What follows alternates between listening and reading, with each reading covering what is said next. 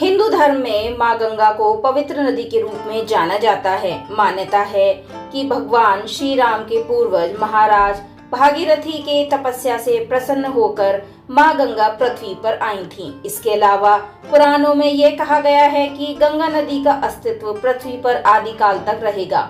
जब कलयुग के प्रकोप से सभी चीजें विलुप्त हो जाएंगी, उसके बाद भी मां गंगा पृथ्वी पर बहेंगी। धार्मिक पर्व एवं अवसरों पर मां गंगा के जल में स्नान के लिए तीर्थ स्थलों पर श्रद्धालुओं की भीड़ हमेशा उमड़ी रहती है। आज की इस वीडियो में हम गंगा दशहरा के पावन कथा आपके लिए लेकर आए हैं, तो आइए शुरू करते हैं।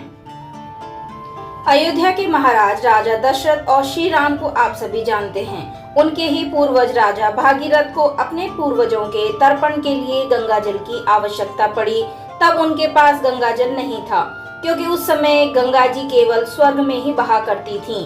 यह जानकर राजा भागीरथ बहुत दुखी हुए और मां गंगा को पृथ्वी पर बुलाने के लिए कठोर तपस्या करने लगे। उन्होंने सालों तक तपस्या की, लेकिन उन्हें कोई सफलता नहीं मिली। जिसके बाद राजा भागीरथ बहुत दुखी होकर कैलाश पर्वत चले गए और वहां उन्होंने फिर से कठोर तपस्या की, जिसे देखकर मां गंगा राजा से प्रसन्न हुई और उन्हें आशीर्वाद देते हुए कहा कि आपकी क्या इच्छा है, बताइए, मैं उसे जरूर पूरा करूंगी। मां गंगा को अपने सामने देखकर राजा बहुत खुश हुए और उन्हें धरती पर आने के लिए आग्रह किया। राजा भागीरथ की आग्रह सुनकर मां गंगा राजा के साथ धरती पर आने के लिए राजी हो गईं, लेकिन इसमें भी राजा के सामने एक समस्या खड़ी हुई। मां गंगा का प्रभाव बहुत तेज था। अगर वे धरती पर बहती तो आधी पृथ्वी उनके वेग से बह जाती। राजा की इस समस्या का समाधान और कोई नहीं बल्कि महादेव कर सकते थे। ऐसे में राजा भागीरथ भगवान शिव की तपस्या करने लगे। भागीरथी कभी निर्जल तपस्या करते तो कभी पैर के अंगूठे पर। राजा की कठोर तपस्या से भगवान शिव बहुत प्रसन्न हुए और राजा के सामने प्रकट हुए और राजा से आशीर्वाद मांगने के लिए कहा। तब राजा ने भगवान शिव से निवेदन किया कि आप मां गंगा के वेग को अपनी जटा में बांध लें। भगवान भोलेनाथ ने राजा की इच्छा स्वीकार की और ब्रह्मा जी ने अपने कमंडल से धारा प्रवाहित की और शिव जी मां गंगा को अपनी जटा में बांधने लगे।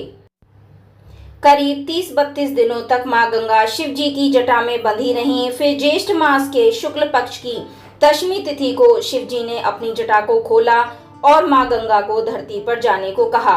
राजा ने मां गंगा के पृथ्वी पर आने के लिए हिमालय के पहाड़ियों के बीच रास्ता बनाया और मां गंगा को धरती पर आने के लिए निवेदन किया। जब मां गंगा धरती पर आई तब राजा ने उनके जल से अपने पूर्वजों का तर्पण किया।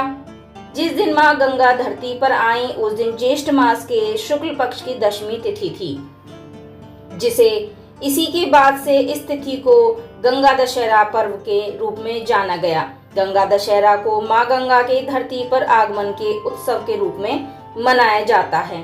तो ये थी मां गंगा के आगमन की कथा, जिसको गंगा दशहरा के दिन सुना जाना बहुत शुभ माना जाता है तथा यह उनके आगमन को ही उत्सव के रूप में मनाया जाता है।